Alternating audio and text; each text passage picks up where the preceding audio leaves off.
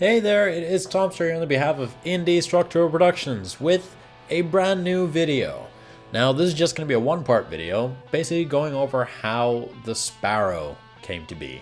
So the Sparrow is a custom guitar that was the first guitar that I worked on since I moved back to Finland. Here's a time lapse of the entire process. So first things first, of course, take it apart and sand off all the old paint. Now, this video you might recognize from the refinishing tutorial that I put out a little while ago. Then I had some oak lying around, so I made a top out of that, processed it down to get it the right size, and then making a template to cut out the neck pocket to the correct depth. Bandsawing out a better shape, finishing it off with sander, and that was pretty much how the Icarus shape came to be. It's based off of this guitar.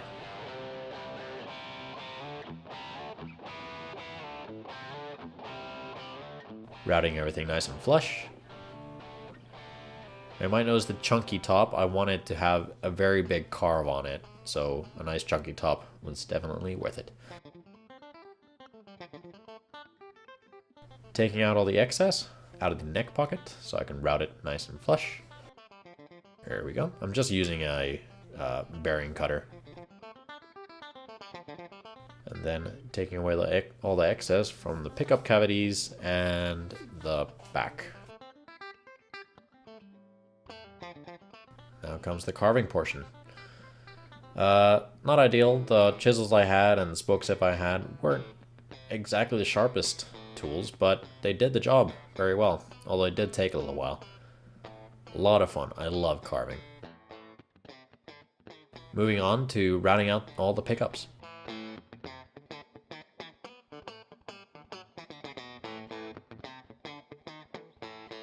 And the back cavities.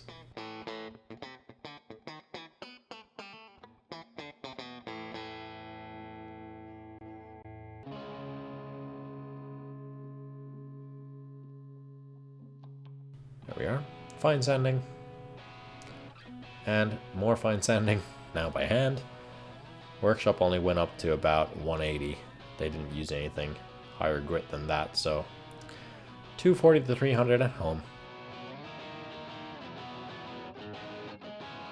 Now, this is Emilio, or Threefer, as his artist name, or as he's known by his artist name. I made a crowdfunding campaign video for Emilio when he had a crowdfunding campaign. That was a sentence. But yeah, I helped him out, and I asked him to kind of come and help me out with this guitar. And he was very excited because it's definitely a different sort of project. I gave him full free reins to do whatever he wanted, and he was nervous to say the least. He didn't want to ruin the guitar. I said, whatever you do to the guitar, it's still going to look amazing. And it did. It turned out so freaking cool. Definitely a unique instrument.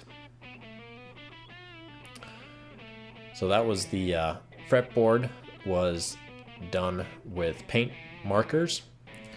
Now, because it's a maple fretboard, it is getting lacquered just the same. So thought it would be nice to get some artwork on that too.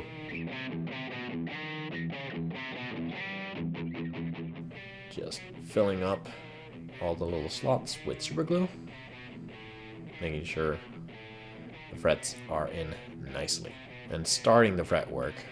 So just building them out and getting them flat. The thing with working on custom instruments is you're having to fix a lot of mistakes that the actual maker of the guitar has made. This is a very, very customized instrument, so I didn't have that many issues because I did a lot of the work myself. The frets on the guitar were appalling to begin with. The routing work was, yeah, I'm not even going to go into it, but if you know what you're doing, you can make a really cool custom instrument for yourself. So the base paint will be white, just to pop out any colors. I wanted to keep the top just normal, natural, to kind of give it a little bit of that extra unique factor to it, instead of just being a solid white that you paint a graphic over. And it also kind of blends into the fretboard a little bit better.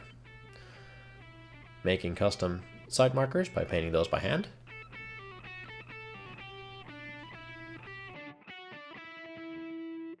And then just sealing it up with some sealer coat, scuff sanding it so it's nice and flat, and getting ready for painting. So here we are. Emilio's just improvising. He usually always paints birds, so this is how the sparrow came to be. And of course, doing up the neck and a freehand bird. So then it came time to just clean up the fretboard a little bit to bring out that lovely, lovely logo that he painted on earlier. Now, had I not sealed the wood beforehand, that would have been a royal pain. But because I did, I just scratched off the top layer of paint with scalpel. Forgot Emilio's signature, so he sent me his signature and I just carved it into the backplate, which adds a little bit more of a detail. And there, the old IP logo. So clear coats, many clear coats, and lots of flat sanding. First scuff sanding, then flat sanding, and repeating the process over and over.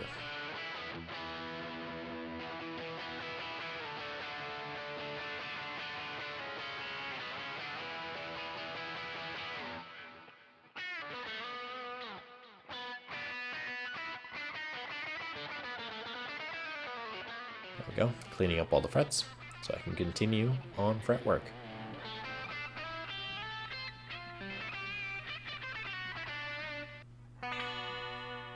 Everything's flat, so I did a fall away, and then crowning.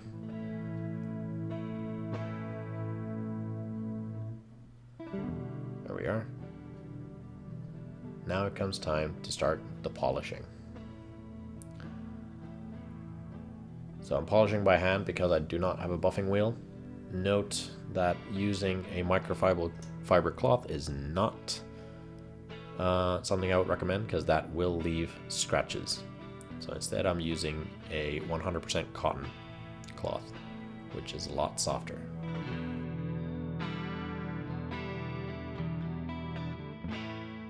I'm putting it all back together. Adding in some insulation with aluminum tape. A lot of people use copper tape, but I've grown fond of aluminum tape as well.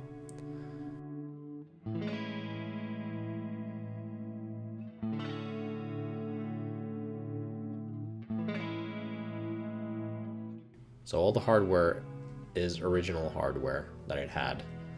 I didn't fix it up or anything like that, except I did put a cover on the bridge pickup, just so it blends in a bit better with the middle and neck.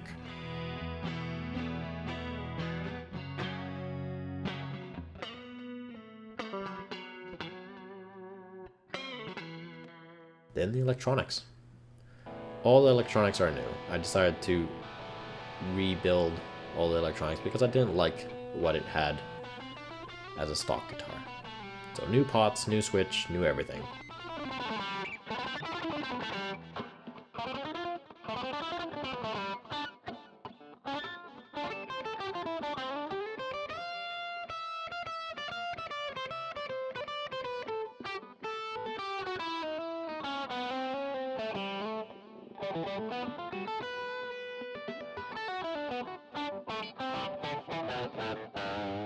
There we are.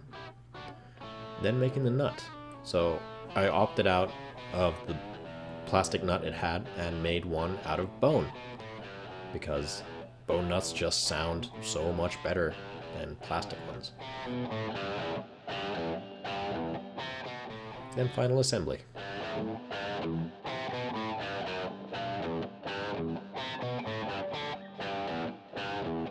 very straightforward process this, but yeah, this is basically, from start to finish, how the Sparrow came to be.